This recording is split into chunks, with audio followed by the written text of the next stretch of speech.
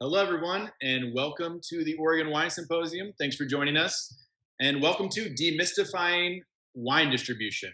I'm Jeff Lewis. I'm here along with my good friend Colin Eddy, and we've created this seminar to help you successfully approach and navigate the current landscape of wholesale distribution throughout the United States. So, a little bit about ourselves and kind of how we are approaching this seminar and what we're looking at. Who are we? I'm the Director of Education and National Sales Director for Ravana Family Vineyards and Alexana Winery in Corazon del Sol in Argentina. So 3 wineries, traveled pre-COVID over 40 weeks a year for the last 3 years, working with distributors all over the United States. And Colin, tell us a little bit about yourself and your role in distribution. Yeah, thanks, Jeff. I'm happy to be here. My name is Colin Eddy. I'm the National Sales Manager for Northwest Wine Company. I oversee the sales and distribution of one of Oregon's largest producers. And not only do I manage the extensive state-of-the-art custom crush facility in our control brand program, but also the national sales and distribution for our 2 legacy properties, Highland Estates Winery and Westmount Wine Company. Awesome. So before we get started, really wanted to explain, as Colin and I were putting this seminar together over the last few months, really who we wanted to make this seminar for, and broke it down into really 2 audiences. It's those of us who are coming into distribution for the first time, brand new. You might have successful DTC programs at your winery and wine clubs, or even self-distributed here in Oregon or Washington State, but really want to enter the wholesale channel and other states and really understand how to approach this whole world. And then also for those of you who might already have existing distribution in a few states, but looking to expand that distribution, really trying to figure out what markets you should enter and what all the variables are in these different markets. So what we've done, Colin and I have kind of taken everything we wish we would have known when we entered distribution and collaborated with some of our industry partners all over the United States to put together a toolbox of resources. So that really is, for us, kind of the main takeaway we hope everyone joining us comes away with is the resources that we've created. We're going to walk through this presentation with you and the 6 steps from really understanding what distribution is all the way through launching your brand, but it's the resources we've created, which we hope are the real value for you all. And so they're actually linked to this presentation, so you should find them on the right side of this presentation of your screen. And so feel free to open those and follow along, or it's a lot to go through, so open them at a later time and you'll get a lot of good content from that. So for us, it really is this concept of developing 6 steps that give you a roadmap to successful distribution. And we've broken that down. And what we're going to cover today with you, these are the 6 steps that Colin and I kind of talked about and tried to make digestible for everybody to be successful. The first thing is really understanding what is the current distribution landscape out there right now. Who are the major players? What do they look like? We put together some great content for you to really kind of walk in and have an understanding of who these people are and where they're concentrated. Second, really what markets to target. How are markets different? What are the regulations? What makes sense for you to enter and what you should be looking at. And third, the whole process of searching for a distribution partner and onboarding, and really how you navigate that whole sequence, and choosing distribution partner is such a big part of this whole process. And after you find that distribution partner, is really developing that program. Every market's completely different. Every state has different regulations. Every distributor is different. So really knowing what those variables are to develop your program. And then after you develop your program, launching your program. What are the things that you should be paying attention to and best practices for really getting your program off the ground and successful. And then, of course, all of that doesn't really matter if you're not maintaining your program and growing it. So really broke it down into these 6 steps that we're going to walk you through. All right. Thanks, Jeff. So talk about what to consider when looking at the roadmap of wholesale distribution. What are some things to keep in mind when you're starting this process, or maybe you're evaluating this process to make your network a little bit better? Hey, what are your effects on DTC? How will your existing sales channels interact with the new sales channel that you're creating in wholesale? Two, which SKUs or vineyard contracts, and how does that affect your wholesale distribution channel?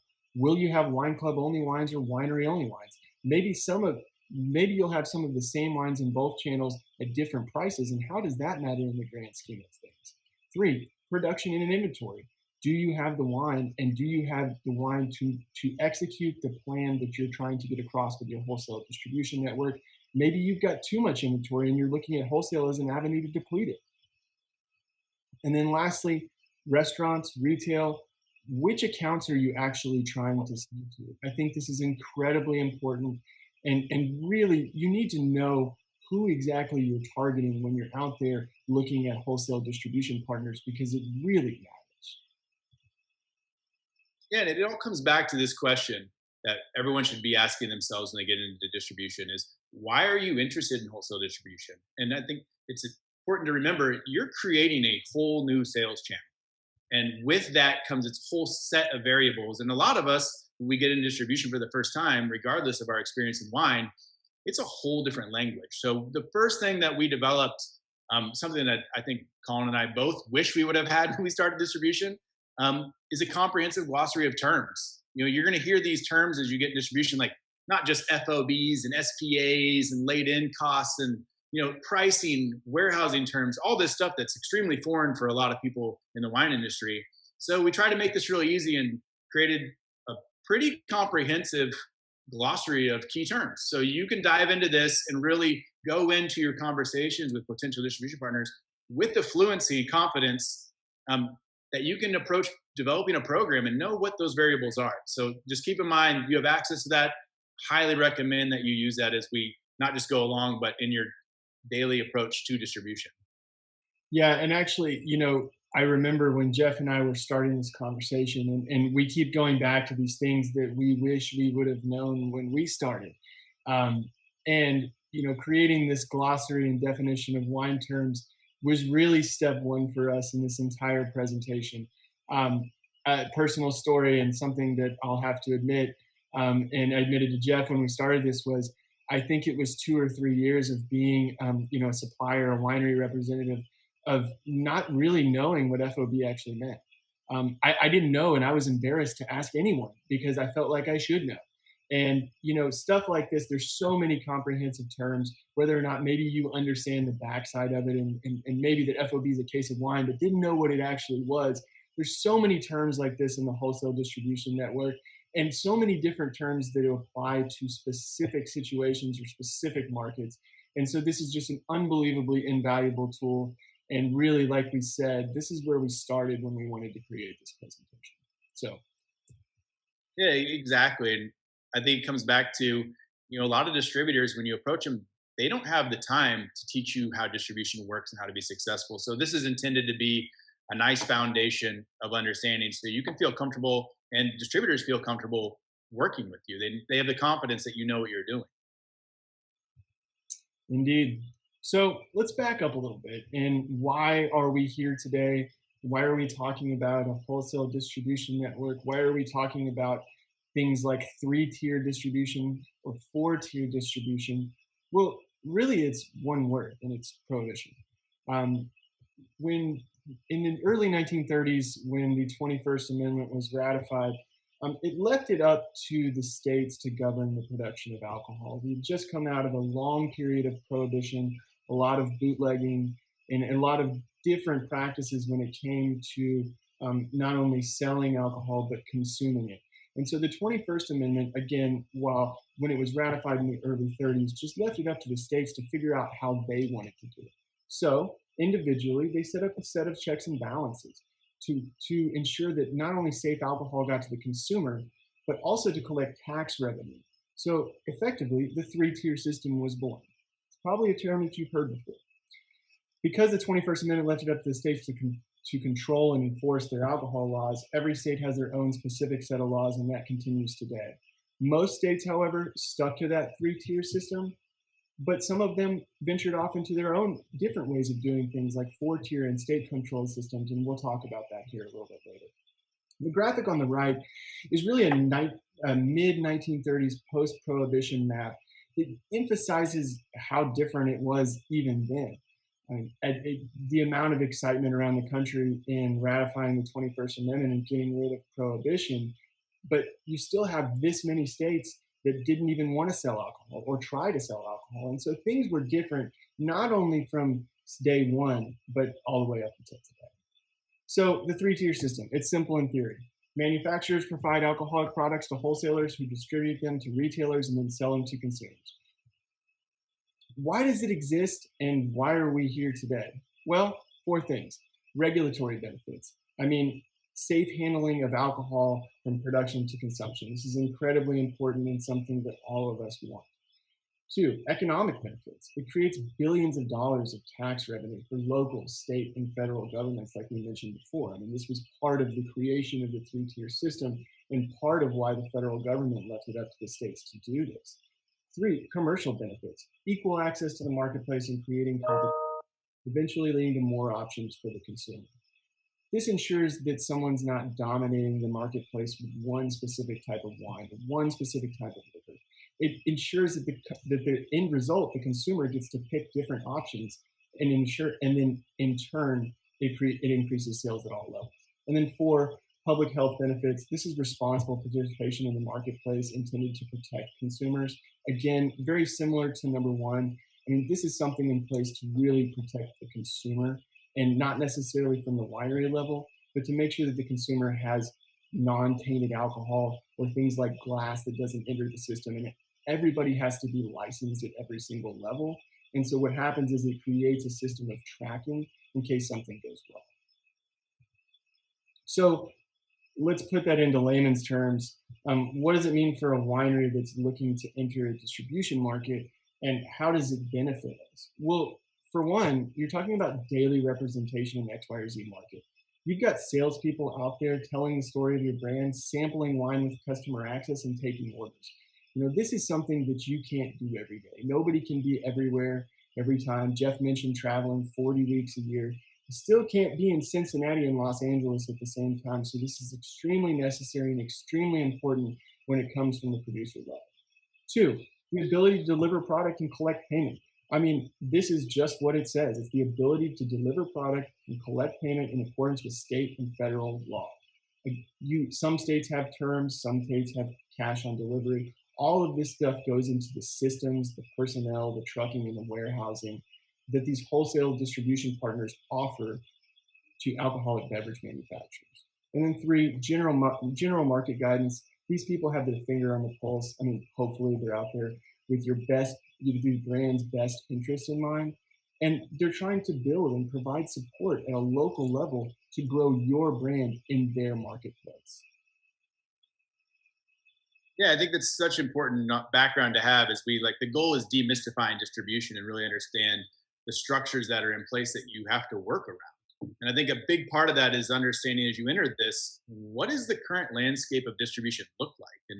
And last year's symposium is a different world than what we've seen this year with the past year and all the events that have gone on. But I think before you enter distribution, understanding what you're walking into, and really here in the United States, these are the kind of key numbers from a global view. There's 1,126 unique wine distributors across the United States and over 11,000 domestic wineries. Like, this is the competition in the marketplace that you're getting ready to walk into. And to better understand that as we dive in, those 11,000 wineries, this is a really good example. When I look at this, I see, it's the majority of these wineries, over 80%, that's 8,000 wineries fit in this category of less than 5,000 cases produced. There's a handful of wineries that really control the marketplace that produce over 500,000 cases. But here in Oregon, over 70% of our wineries produce less than 5,000 cases. So a lot of us in this area fall in that orange and blue category. So just think 8,000 wineries out there in the United States who are probably in a similar situation, trying to figure out, how do I approach wholesale distribution? What does it look like? So our goal is let's build some tools for you guys to all go out and be successful and separate ourselves from these other wineries. So we've talked about winery size, and we've talked a little about where the three-tier distribution came from. Now let's talk about some actual distribution partners. There's going to be some names on here that you probably recognize, especially if you're not new to distribution. This is the top distributors in America by the number slide. We spent some time here and we feel like this is a really important slide for our presentation. The top two, I mean, they dominate the wholesale market at a combined clip of over 50% of the national landscape. It's absolutely incredible how much of the market is controlled by Southern Glazer's Wine and Spirits and Republic National Distributing Company. Consolidation is the theme, and it continued in 2020, and it's continuing in 2021 too. RNDC with the major recent acquisitions of Young's Market Company in 2020, completing that merger, and then in early 2021, purchasing Opeachy in Florida. As you go down the list, you get to some regionally located distributors. I think with Breakthrough is more about the merger that didn't necessarily happen a couple of years ago with RNDC, which led, as we alluded to the Young's merger here in 2020. Winebow actually started as a national importer and is now a major player coast to coast in the wine distribution game. Heidelberg, I mean, this was actually one of the more impressive things on the slide to me. Only 2 states in Ohio and Kentucky, representing over 90 wineries, but they're servicing 26,000 retailers in 2 states. An absolutely staggering number. I just couldn't get beyond that when I saw that on the wine analytics report from Wines and Vines this year. And it really speaks to the quality of producer that they represent in that area of the country. Wine Warehouse, I mean, this is also impressive considering they service 1 state, albeit the largest state in California. And then, of course, Horizon Beverage, they're Northeast based, a lot of control states, a lot of franchise markets, and then Empire in New York. So reinforcing the previous slide, total US market share, a lot of us are visual people, I am too. This kind of emphasizes what we were talking about earlier. Over 50% of the market here on the right-hand side of the screen, owned by 2 companies across the nation. This speaks to the consolidation theme that we're going to continue to talk about through this presentation. And then you see everybody else over here on the right. Yeah, and I think kind of reinforcing that and tying in this what markets to target is you really look at distribution across the landscape of the United States as there's huge national distributors that continue to consolidate, regional distributors, and then individual market distribution. So for us, as you enter the second step, after you kind of get a grasp of the landscape, like what markets are you trying to target? What areas make sense for your wines? This is a whole process of trying to figure it out. And I think for us, we took a step back and started to look at some data. Like where are people consuming wines and what wines are they consuming? Yeah, so U.S. wine consumption, we talked a little bit about the major players in the distribution game, but who's a major player in the actual drinking game? Like who's drinking the most wine? If you're starting in distribution and you're sitting here and you're going, okay, well, I bet that people in New York and California and Texas, and well, you'd be right. Those are the people that are drinking the most wine. The population centers of the country, that shouldn't be a surprise. These are major areas of population that are drinking the most wine around the country. And it is a decent place to start if you look at it from a data perspective. We're in Oregon, so I think it's important to note Oregon coming in at number 17.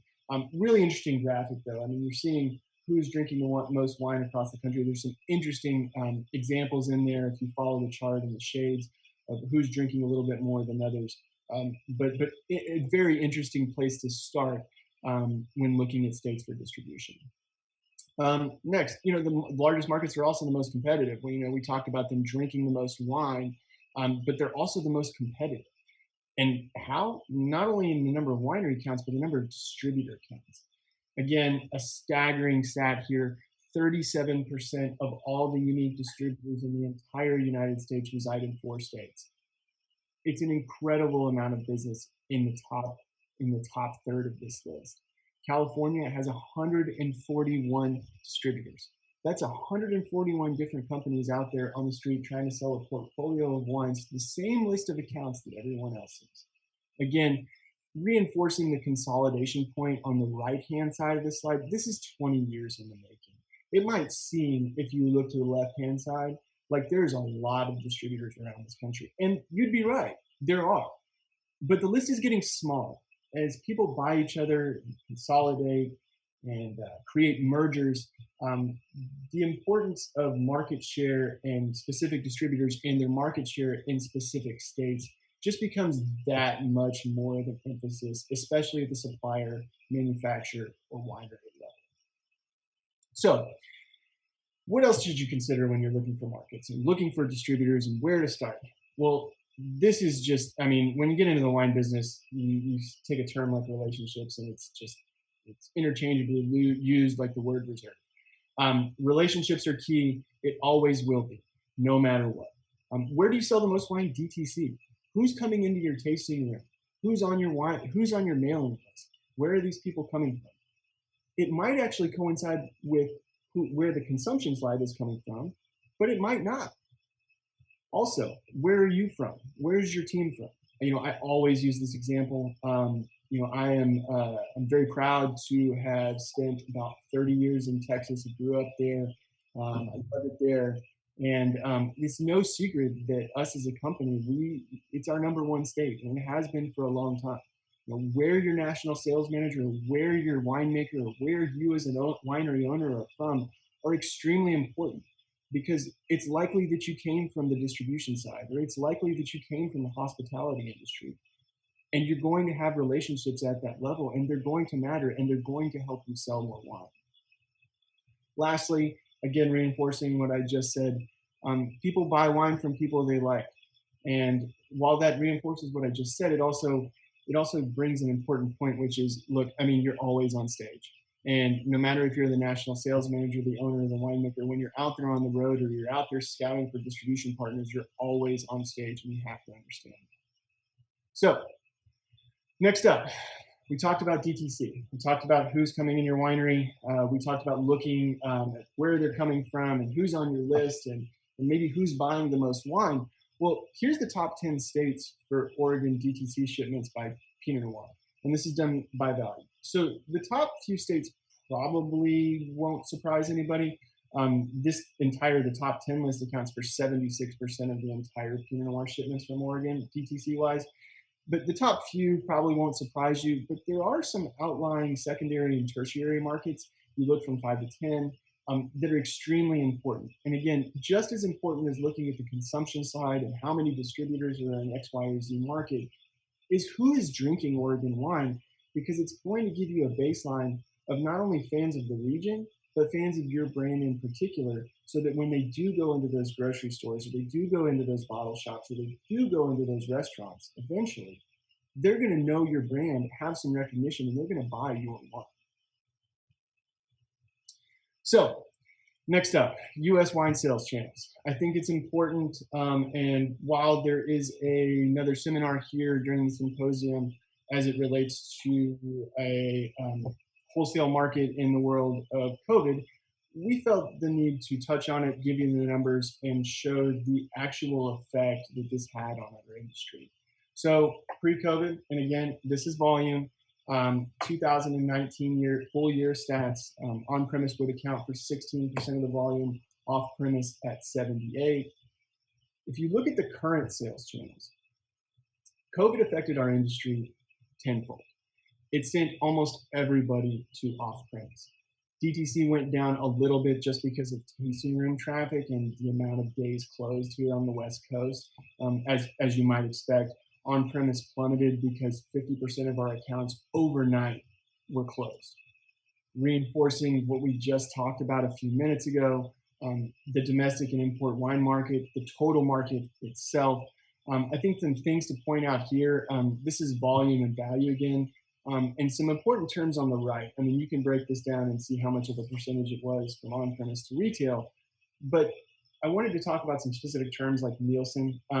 Remember, Nielsen doesn't report all of the retail data. If you look at the bottom of that list, that's why it says all of the retail at a 38% value. Nielsen is call it a snapshot of the retail world. People like Costco don't necessarily report to Nielsen. And so it's a snapshot, but it's a very good snapshot of the retail world, especially since the top 1% of brands are doing 90% of the business. So Nielsen, while valuable, doesn't always tell the whole story. So just remember that as you go through here.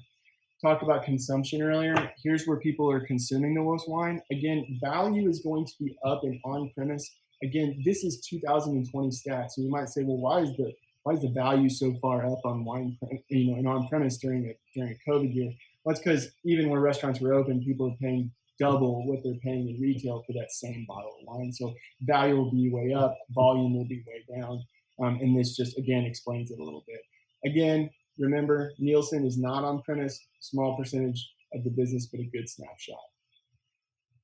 Current state of the industry, again, we talked about how there's another seminar here that talks about COVID in a wholesale world. But here is a 30,000 foot view. So total wine sales are down 67 billion, 433 million cases. If you want to know what Oregon's piece of the pie of that is, it's about $2 billion. Domestic wine sales were down 8. Sparkling was essentially flat, which kind of helped keep that curve where it was. On-premise, like we talked about before, continues to drive the decline, down 41% as a whole in December of 2020. Again, a staggering stat considering that would be your number one month in on-premise. And so likely not to recover until late 2022. We're still operating in a world where retail is king. The numbers say that, and we're not going to see on-premise completely come back for a little while. What else happened in 2020 and going into 2021 that will continue is you start talking about a dedicated part of the industry to buying products online. This happened not only from a retail perspective, from names that you might already know, but from major wholesalers. Large wholesalers rolled out online purchasing websites, RNDC Purchasing and Liberation Distribution in 2020. Southern Glazer's rolling out SG Proof. And what this did was it gave their wholesale customers, your retailers, your restaurateurs, gave them an opportunity to purchase wines online without having sales representatives show up.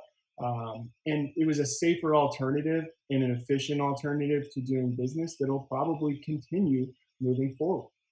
Take the other side of that, the online retail boomed. It absolutely boomed. People like wine.com, Wine Access, Last Bottle, Vivino, again, you've all heard of them. They boomed in 2020. People were extremely comfortable having wine delivered to their house, and it's a trend that will continue. It's widely regarded not only in the wholesale world but in the retail world as something that needs to change. And you're seeing even small bottle shops, again, where legal, starting to deliver product because they realize the pivot that they're going to have to make in this industry. Even consolidation has found itself and found its way into this side of the industry, as earlier this week, Uber acquired up-and-comer Drizzly, which is doing business in 25 states. I think the lesson here is, again, people are comfortable having wine delivered to their home. Online platforms giving those three-tier customers easier and safer access. This is something that's going to continue here in the future. Yeah, and I think just to reinforce that, in the following seminar, I was going to really focus on this, is really looking at sales channels and how they've evolved in the last year, and how much of an impact that goes into how you approach which markets you want to be in, and really your overall program and which wines you decide to work with in wholesale. And really breaking down the concept of, you'll hear us talk about sales channels, off-premise, on-premise, just kind of a quick overview of what those are. A lot of you already know. Off-premise accounts where they're licensed to sell wine, but you have to consume it off-premise. So this is your classic, like everything from Whole Foods, big grocery store chains, online retailers, to your neighborhood wine shops.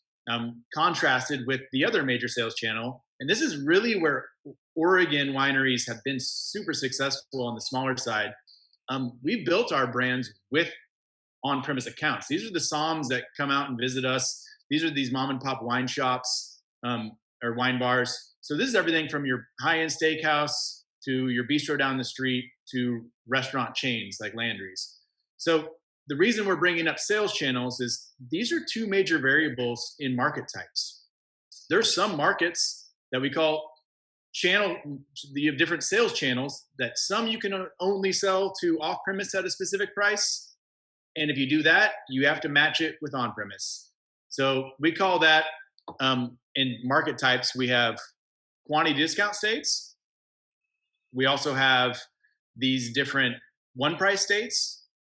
And we'll go over these. We actually created a really cool resource, which is actually a spreadsheet, which Colin's going to pull up in a second, that you can access. And this covers everything for states that permit channel pricing, which is the ability to sell different prices to off premise versus on premise. States that allow quantity discounting, which means that you can sell your wine, incentivize people to buy more because you're offering a lower price at like a 3 case threshold or 5 case threshold or whatever that might be. One price states, and we'll cover all of these. So to start with, one price states, what is a one price state and how does it work? And how is that going to come into what markets I'm approaching?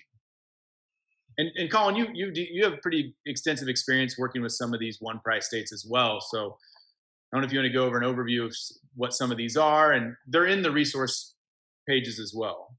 Yeah, again, remember, guys, check your toolbox here. This will give you a breakdown state by state of not only their laws when it comes to franchise law or what types of regulations they have, but also what type of pricing regulations they have. So when you look at one price states, this is all over the map. There's 13 of them to be exact.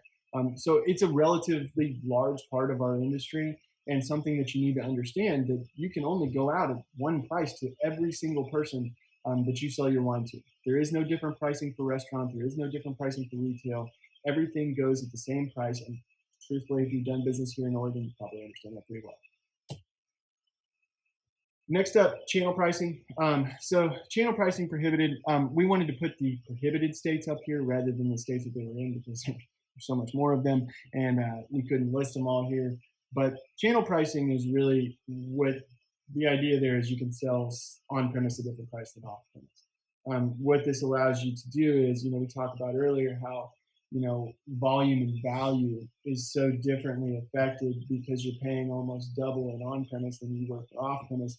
What this does is it gives you an opportunity to provide value to that on premise person who's still going to mark up your wine. So it separates your on and off premise pricing. These are the states that don't allow you to do it. Here's the states where your quantity discounts are restricted. Again, a few states here, you cannot sell your wine at a different price based on quantity. Maybe you can sell it at a different discount based on the premise, on or off premise, where channel pricing is, but you can't do it based on quantity discount. State control. This is an interesting subject. State control and franchise markets, we're going to spend a little bit of time on. When you're looking for a wholesaler, and again, the entire idea here in breaking down these markets and telling you one price states versus channel pricing states is so that you can get an idea and have a plan of what you're trying to do. When it comes to state control markets, this isn't exactly where you want to start unless you have some sort of really, really strong relationship. Define state control market. This is where your 4-tier, if you've ever heard that terminology, comes from. And again, that will also be in your toolbox and your glossary.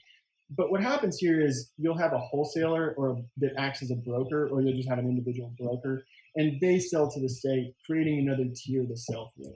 Why does that matter? Well, what happens is it creates an additional cost here, and it affects the end consumer. So realistically, what happens in these states here, these state control states, is your wine is going to cost more there than it would in other places. And again, this affects the consumer. If you looked at the consumption slide earlier and you wondered why New Jersey was so heavily shaded red, because Pennsylvania is a state control state. They own 615 state stores there. Wine typically costs more there than it does in New Jersey. People will cross state lines to go to New Jersey to buy it there. So this is the effect that state control will have on specific markets. Again, not exactly where you want to start when you're talking about developing your program. Franchise markets. So this will probably be the most controversial part of it. Franchise markets have always been controversial in our industry for a number of reasons. But what is a franchise market? Well, it's a market or defined territory in which you have a contractually binding agreement with a wholesaler. Why do they exist, and why does that matter? Well, they exist to protect the wholesaler. So you go out and you sign a wholesale distribution partner and they do good work for you and they go out and find all these new accounts and build your brand. And then down the road, you just decide that you want to go somewhere else because you're friends with this other distributor. And believe me, that does happen. It happens all the time.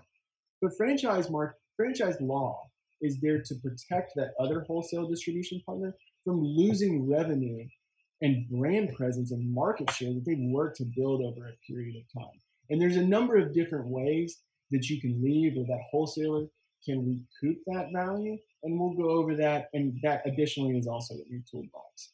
So franchise markets, here's an example of the franchise markets we have around the country. Again, just like state control, be very careful. This isn't where you want to start unless you have some sort of really fantastic relationship. It's very hard to leave. We'll go over a little bit of that, but you want to make sure that where you go in these markets and where you put your brand is somewhere that you can see yourself permanently staying, because that might be the case in the states listed on the slide here. So why even worry about it? The idea, we talk about this all encapsulating idea of relationships and building a relationship not only at the wholesale level with your distributor, but on the streets every day with your consumers. Why would you want to leave? Isn't the point to build a relationship and stay? Yes, but remember we talked about earlier, there's over 1,100 wine distributors across the country. Not every brand can be taken care of in every state. And down the road, you might find yourself in a position where you do need to move. Why would that be? Well, let's start at the top. Maybe you've got an underperforming distributor, right? Your main point of contact left. They added 12 new Oregon brands over the last couple of years, and your business has deteriorated, and they're focusing on those guys and not you. That's an everyday situation and something that is generally people's main concern, or I'm sorry, generally wineries' main concern when entering a franchise market is that underperforming distributor. Two, regional partnerships. Look, maybe you started with the idea, maybe you started to build a relationship with Southern Glaziers or Republic National Distributing Company. Maybe it was Winebow, and you want to take that relationship to the next level. You want to build upon that, and you want to give them some more business. That's where regional partnerships come into play, and those can be very, very valuable. Lastly, brands evolve. Maybe you started with the idea that you wanted to sell all of your wine on premise. You wanted to sell it all to geeky wine bars, or you wanted to sell it to only steakhouses. But your brand grew and you have an immense retail presence, but you have a wholesaler who can't service those retailers because they don't have the personnel to do it. Brands do evolve, and that's also a major concern of people entering the franchise market. All of these are relevant reasons why you need to understand franchise law, and all of it is relevant as to why we put that in the toolbox. Reference it. The thing is, you're not going to remember every state regulation every time. Go back, reference it, understand the market before you sign yourself there. It's a very, very important point. Price posting. I think this is the last category of states that we're going to talk about here today. Price posting. Certain markets, it's just what it sounds like. A winery or distributor must post their wholesale pricing in advance with the state. A lot of times, especially for those of you who are already in distribution, your wholesaler will do that for you, especially in some of the states here. Like I listed, these require monthly price posting, mostly East Coast based. Our wholesalers in the Northeast handle all of that for us, and there are specific timelines and regulations for you requirements as to when you post these prices. All of this matters if you have a retail program or if you want to change some pricing or you need to get rid of inventory. All of these timelines matter, and all of these different price posting states have different laws as to how you post those. So pay attention. Again, look at your toolbox. Many of you might be asking the question now, especially because of the state that we do business in here in Oregon, the difference in price posting and post-op provisions. Loosely defined around the country, the post-op provision is basically a discount. You're offering a posted discount off of your normal price that everyone can see. Probably, again, makes sense to you if you're doing business here in Oregon, even if you're self-distributing here in Oregon. but that's the difference. Here in those other states that we talk about, if we go back to these Northeast states where you have to post your prices monthly, it's different than post off provisions. It's different than how we do it in Oregon. So, other situations, pricing can get a little bit hairy, can have different terms. Again, refer to your glossary.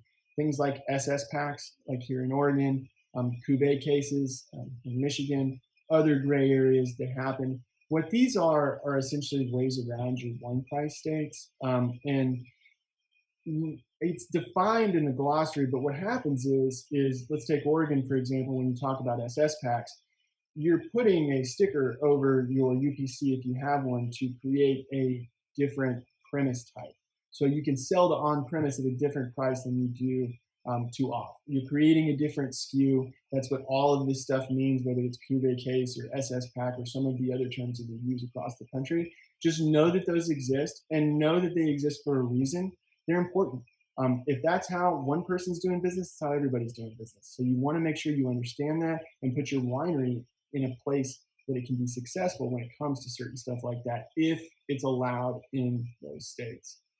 So, special situations. I felt like this was important to go over, something I didn't know when I started. Ohio is one of those states where you have a minimum markup at both the wholesale and the retail level. They're the only state like that. Know that, understand that, so that when you price your FOB there, because it is a one price state, know what pricing you have to go in before you have that conversation with the wholesaler. Very important in Ohio. And then lastly, special situations, the free goods markets. These are definitely special situations. An archaic concept. Many of you, if you've been around for a while, Florida used to do this, but free goods are essentially complementary goods that you can send to an account based on the amount that they purchase of your product. So what does that mean in real life? It means that in Colorado, you can have a deal set up in your price book, again, multi-price state, where you can sell 4 cases to a retailer and they can get 1 case free. And it's actually legal. They put it on invoice. People actually talk about that pricing in terms of that discount already netted into that price. So it's a tool. Know that it's there, just like those SS packs, cuvee cases. You need to understand the state of that market and if other suppliers are using that, how that can be used to your advantage, because the customers are used to it. The people who are buying your wine are used to it. So just understand that going in, be able to talk the language and know that it's going on. Yeah, and to reinforce the reason we focused on defining those market types is this is a set of variables that changes state to state. So every state that you go into, even on the distributor level, has its own set of variables that you need to know. So this kind of files into, now let's say we've made it into a market, we've decided which state we want to be in. And some states, looking at distribution partners, you have these big national distributors, but the landscape is pretty broad. In most states, you're going to have maybe 10 mid-level distributors that you feel might be a good fit. So how do you really approach this process of vetting distributors and what you should look at? So we created a list of some things that we feel are really important in terms of market research, learning about these distributors and what might be the best fit for your brands and where you can build. So here's a list of things that we've come up with.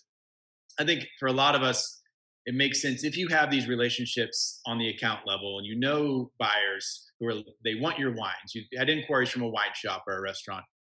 Ask those people, which distributors you work with that you recommend? And they're going to have such a good pulse on the market that they're in. Use those account relationships.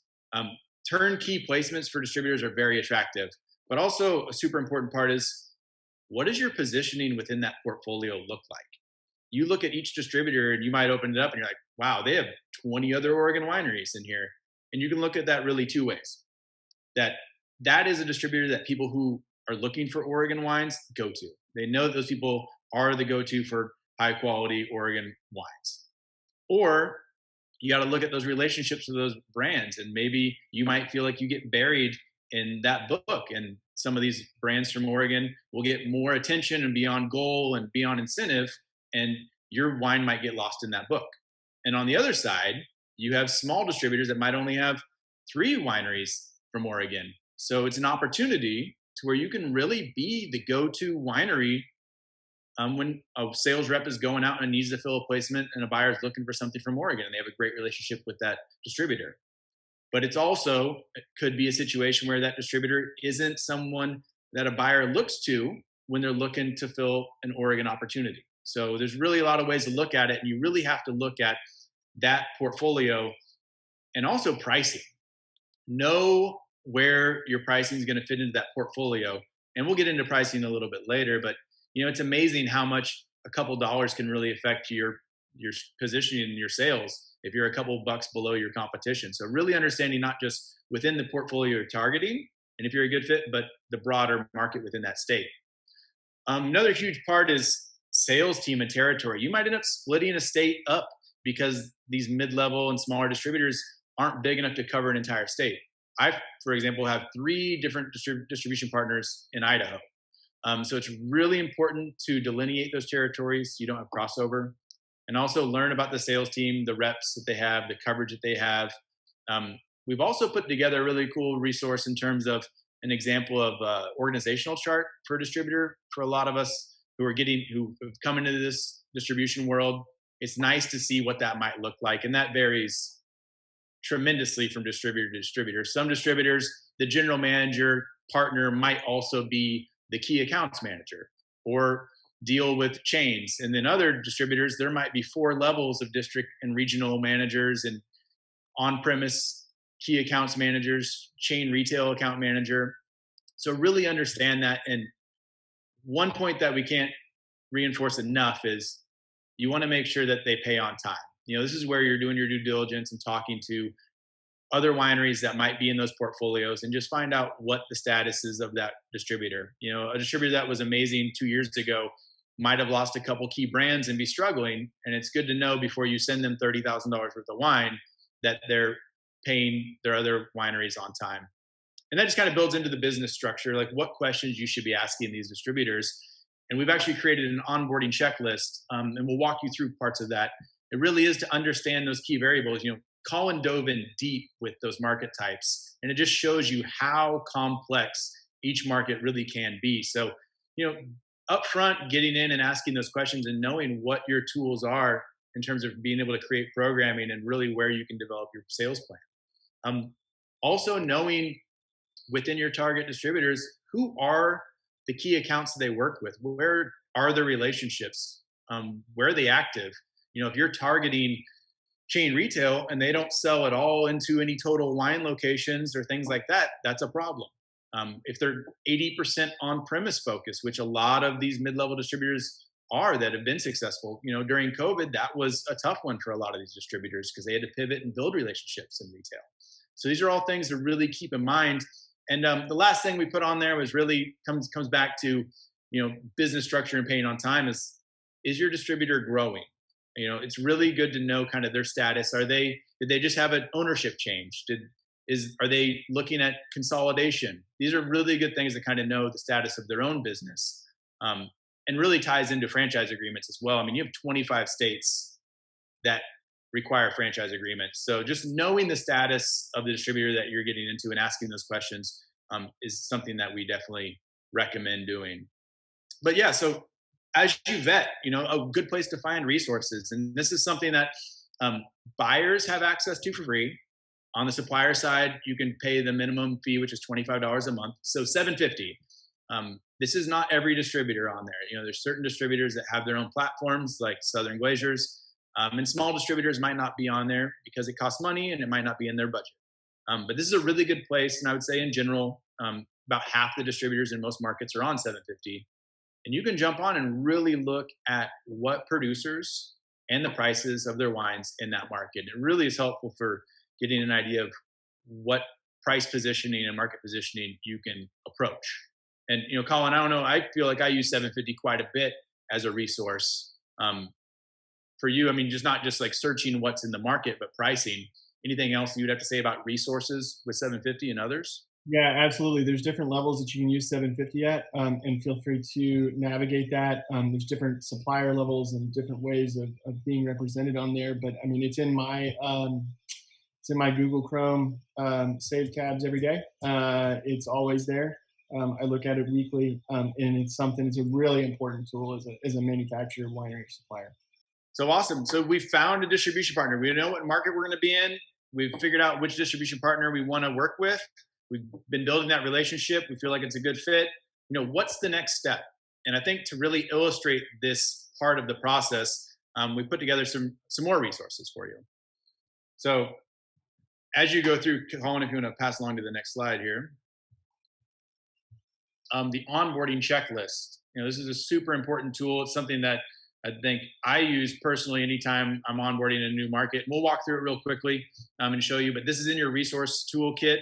Again, kind of first variable, franchise state. This is something that you'll learn. If you're going to go through it eventually, definitely have, like any good business plan, it's an exit strategy, and really know what that is. Also defining those market types that we talked about. You need to know, is it a one price state? Is there channel pricing permitted? Can you do customer specific pricing? Quantity discounts, free goods, all that stuff. Also know, is it a COD state? Are accounts having to pay cash when they get the wine delivered by the wholesaler? That can affect how you set up your quantity discounts. Registering wines with states. There's a lot of states where you have to do that. Defining the territory, super important. Payment terms. Sample policies is something that I think is really important. Sampling your wines is so important. People need to be out there and taste your wines, and reps being able to pull those.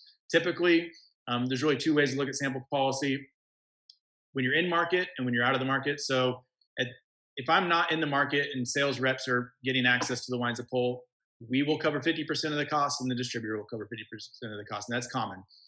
So it allows people to go out, pull those wines, show accounts, and you actually see the report and know exactly who was pulling them, and in a lot of instances, who was able to get access to seeing those wines from that rep.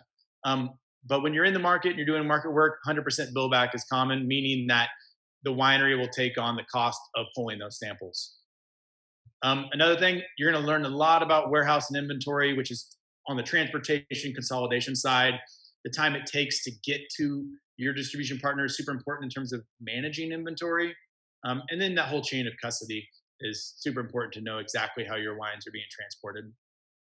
Another thing to keep in mind after this in the new partner evaluation is program details. What are your tools in the toolbox? What does it make sense for pricing? What is the distributor's general market percentage of what they're targeting? What are those laid in costs, meaning the cost of transport plus excise tax? You got to know what your distribution partner is working with in terms of how their business model works for pricing, because it allows you to work backwards. And we created a pricing grid to go through that because it's so important. Another thing is, like, understand the hierarchy of that distributor. There's so much about knowing who the key players are that you're communicating with, and this is a multi-level approach. Everyone from the GM down to the sales rep level, you just got to know how their company works. And there's a lot of really great content in the onboarding checklist for you to utilize. So you go through, you onboard this distributor. Now you got to figure out what launching looks like. You're developing this program prior to your launch. What do I got to do? I know all the variables, what's available in this market, if I can do quantity discounts, if I can do channel pricing. So there's this set of variables that you really need to look at again. And a lot of this you probably have done ahead of time, or should. It's like, know your narrative, be able to differentiate your story. These are the main things that reps need to be able to go out and have access to, because if they can't tell your story and they can't differentiate your wine from other wines from Oregon or the category you're in, it's going to be really difficult for them to sell your wines. And also that leads into resources. What resources are you giving these sales reps and brand managers to sell your wines and tell your story? And this is beyond a spec sheet, a shelf talker. Do you have a trade section on your website? What kind of communication and information are you giving them when you release a wine? And things that are happening, if you got good press, like, how do you communicate that? Target accounts, be clear about where you want your wine sold and not sold as well. Pricing for placements. This is a topic that's super important to being competitive and knowing the market that you're in. A dollar difference can make a massive impact on your ability to sell wine in a market. Personnel issues in terms of, are you going to hire someone to manage this? This is a whole new sales channel. I mean, this is a daily operation that you need somebody to be able to manage, and it's something to look at. The cost of bringing on somebody, if you have somebody internally who can morph into this position. utilize your network like Colin mentioned before. It's so important. That's where a lot of your sales are going to come from, or from existing relationships you already have. And that could be someone through your DTC channels, relationships that your team has already. Inventory management is super important as well. We mentioned samples before. This falls into this monthly, weekly kind of maintenance schedule that we put together as well, in terms of watching your management. One thing that you'll know when you get into this is sales reps do not want to sell wine that they're afraid is going to be out of stock. So that's just a huge component of inventory management. And yeah, learn the market. And all of this is irrelevant if you can't communicate your plan. So really approach this in terms of, you got to know your story, know how to differentiate it, give people resources, and communicate that plan really clearly and effectively. So to illustrate some pricing, we've actually created a theoretical winery. We're going to run through one of these SKUs to show you how a wine, which hopefully you can relate to and kind of plug in your own pricing, really interacts with different market variables. So let's say, for instance, you got your distributor. Let's say we're going to Washington State. The team at El Gaucho is like, we love your Pinot Noir. We want to work with it. Dan at McCarthy and Shearing loves it. He wants to bring it in as well. What does this look like? So you sell that wine for $35 at your winery. FOB, freight on board, what you're selling it to the distributor at, when they pick it up at the warehouse or the point of origin, they're going to pay around 50% is typical. So $17.50. When a lot of states will use cases. So 210, 12 pack. Now the distributor has to get that wine from your winery or warehouse to their warehouse. They pay for that. So they're paying taxes and transport. We call that laid ends. And in the formula that we put together for pricing, there's a thing that you can modify these numbers. So $6 a case to Washington State, $50 or 50 cents a bottle. Now that distributor is going to mark up the wine, their general markup. This is a variable you really need to know. What are they working on? What is that range? A lot of people will tell you different numbers, but really good situation would be 27%, and it's moving up every year, it seems like. So there's a lot of people who work on 32, but somewhere in between there is really what you'll expect. So at the end of the day, your wine that's $35 at your winery is $23.75 to these accounts. Now it's a quantity discount state in Washington, right? But you can't do channel pricing, which means I can give people an incentive to buy 3 cases at a better price, but I can't sell El Gaucho the wine at a certain price and not sell a retailer that wine at the same price. So I have a one case price and a 3 case price. So it goes to El Gaucho, $18 a bottle, and it goes to McCarthy and Shearing, $18 a bottle. Now how is that going to affect my business at the winery? Is that wine going to be sold in retail too far below my $35 SRP? These are things to consider. And to contrast that with other markets, we've put together a pricing grid. So this is, we call it FOB to BTG. It's really the 2 variables. It's where you start, and BTG kind of the lowest price that you're probably going to sell your wines for outside of big deals. So we put together this pricing grid, which is, again, one of those tools that you're going to customize to fit your pricing, but it really allows you to plug in numbers and finesse and know exactly where you need to be competitive in your portfolio that you're in, with the tools that you have access to, and with your distributor's margin. So this is a great tool. Download it, use it. I think you'll probably find yourself using it every day. So what we've done here, let's say one price state, that variable. You can't sell at a discount to anybody. It's one price, regardless of 1 bottle or 100 cases. So that wine, as you go through and you sell it to people, you're getting that what we call frontline wholesale, that $23.75. Now, if you go to a quantity discount state, things change. You can actually set up a 3 case price, a 5 case price, BTG. And how does that work? It's the concept of DAs. So this is in the glossary again, depletion allowances. And essentially what's going on is that $35 bottle of wine that you sold for $210 a case, that was almost it was $24 on bottle 1 wholesale. You want to be able to get that down to a price point where these accounts who want it, like, I can really be successful with it if you can sell it to me at $22. Well, how do you do that? How is the distributor making their margin? A DA. So a depletion allowance is basically you're crediting the distributor back $35 in this instance, a specific number that allows them to hit their target gross margin percentage. And This spreadsheet allows you to really move those numbers around and finesse. But at the end of the month, you're going to get a report, depletion report, that's going to tell you every single account that they sold your wines to and at what price level. So if they sold any at this 3 case price to the DA, you're going to get what's called a bill back, and it's going to have every case that they sold at that price. You're going to owe them $35, and that's how that difference gets worked out.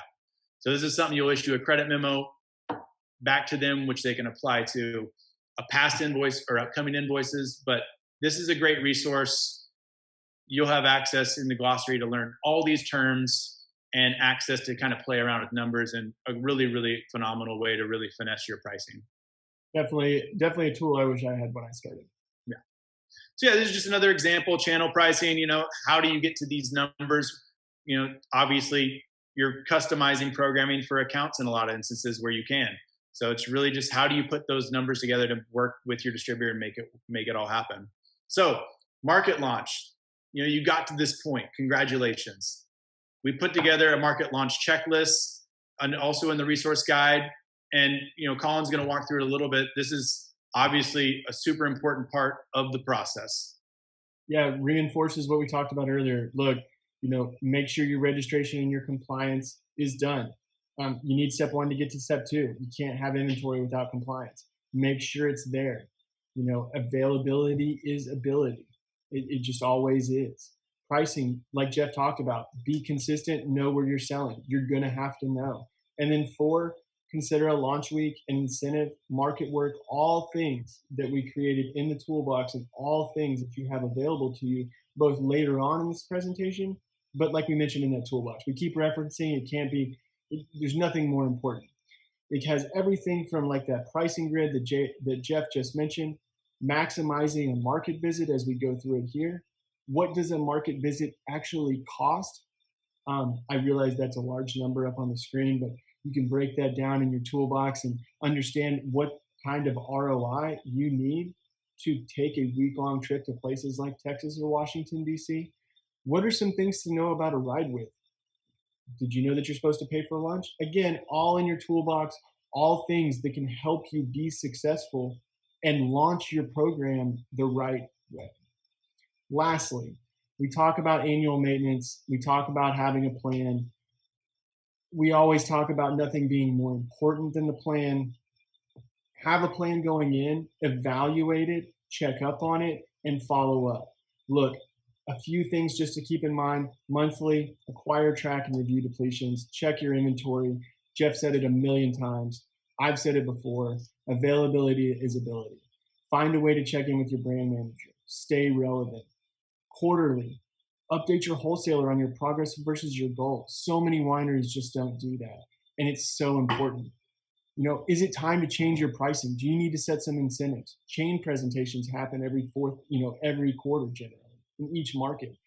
With the chains dominating the set of business today, it's just absolutely so important to get on those chain presentation schedules. And if you don't ask, you might not be there. Pricing, online retailer and wine searcher. Why does that matter? And how does that factor in to everything else that we've talked about in the pricing schemes, both for channel pricing, one price states, control states, and how that affects your brand down the road with people looking at it from your DTC, Jeff? I mean, you guys have a major DTC program over there in Alexana.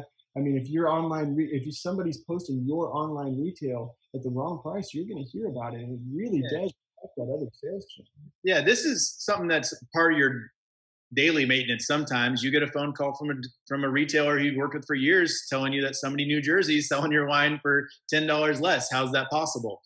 So yeah, I mean, it's part of just going on. I recommend Wine Searcher Pro, paying that minimal membership if you can, and just keeping on top of it. Because when someone's looking at your wines to run a major program, they're going to Google it and look at where that wine's being sold and for how much and if they're competitive. So a lot of this really is price protection. And like Colin mentioned, we have a very successful DTC program, and a lot of, like in Napa, those wines are allocated. Nothing less fun than having to call a retailer and ask them to please raise their price on a wine that sometimes they don't even have in stock. So it's part of the job of just kind of maintaining things and making sure that those wines end up in the accounts that you intend to them. And that comes back to your plan, just being super clear with the distributor about where you want your wines to be sold, but give them the tools to do that. And one thing we've done that we thought was super important and a great way to kind of close this out was the top 10 things that we wish we knew when we were in your situation trying to get in distribution or expand it. Things that we've learned. There's no substitute for experience. And these are things that we've learned a lot of times the hard way through mistakes. So we wanted to share them with you. Yeah, so one, the 80-20 rule, my boss talks about this all the time, but just the importance of, those 80%. 80%, or 20% of our accounts or 20% of our states are doing 80% of our business. And it's likely that your winery will be the same way. Support that 20% and support it often. Yeah, so how pricing actually works. And that's why we did that pricing grid. There's so many times where people come in and they've been doing this for years and they really don't know how to finesse that pricing or what you can move a couple dollars here and it makes such a massive impact. So learn what your variables are in pricing for that market, what the distributor's needs are, and really what your competition is. And you'll have the ability to really create pricing that works for everyone. Yeah, 3, glossary of state-by-state regulations, differences in wholesale terms. I could have put this at number 1. Probably the most valuable part of this entire presentation. Can't say it enough. Yeah, and as Colin mentioned before, I mean, we all know this. Relationships matter. For a lot of us, we're small wineries, and it's personalities, people stories, and the land. And building those relationships starts at your winery when you host people as well, but out in the market, you're bringing that world to them. And really just know that that sales rep that you're working with might be the brand manager next year. And just understanding that it's a multi-level approach. It's not just going out and trying to be friends with the GM or the distributor. You got to have buy-in from the rep level as well, and everyone in between. And accounts, when you walk into an account, that guy busting the tables, he's going to be the sommelier in 2 years buying your wine. So just keep those things in mind. Relationships matter, like Colin mentioned. You're always on stage. You're representing your wine to the wine community outside of Oregon as well. Importance of a master contact list. This is extremely self-explanatory. You're going to get a lot of business cards. Find a way to organize them. Find a way to stay in touch. These people, they might change the places they work at, but a lot of people don't really change the industry. And like Jeff said, they might be the sommelier one day. You never know. Keep a master contact list and use it. Yeah, and the whole concept of the global perspective on it, it's like you can't be everywhere at once, and it's a lot of work to try and stay on top of all your markets. So the more organized you are and the clearer you are in your communication, that work it's a flywheel approach. It works, it gains momentum, and it does the work for you. So just understand that the more relationships you have with these reps, they're out telling your story. They're your biggest proponents, and it's so key. 3-year trends. When you start doing this and we talk about tracking things, we talk about having a plan, look at things from a 3-year view. Things change. People can buy things in December and not buy things in December next year, buy things in January, go heavy this year, not versus last year. Look at things from a 3-year perspective when you start doing wholesale distribution. Be able to talk through that and understand that, because timing is key.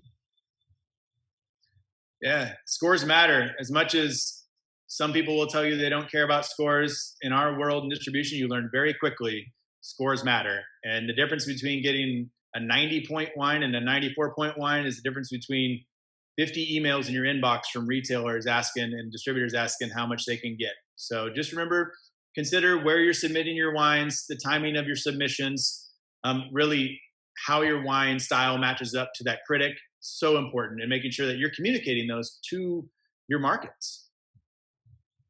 9, smaller markets can be your friend. We talked about secondary and tertiary markets. We went over the larger markets, but just remember, California has 141 distributors, right? Go check out Alabama.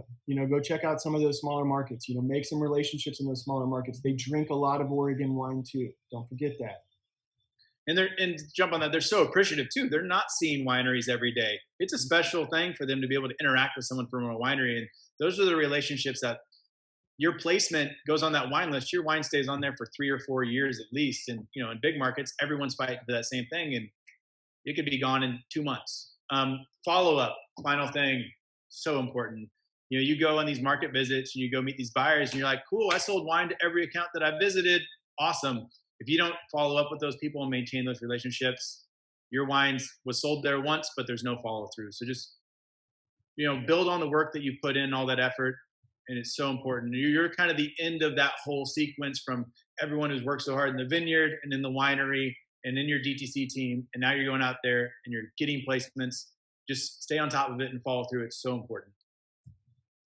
And lastly, I just I want to speak for both Jeff and I, but thank you for taking the time to listen to this presentation and listen to two guys that live in Oregon ramble a little bit. As stewards of the Oregon wine industry, Jeff and I want the entire community to have these resources. That's why we built them. That's why we put so much work into this, and be able to have them available to use on a day-to-day basis. We want people to become better. We want our industry to become better in the world of wholesale distribution. And that's why we put this together, and I hope that's why you're listening. Thank you very much, and thanks for joining the Oregon Wine Symposium. All right. Thank you all. Thank you, guys. Best of luck.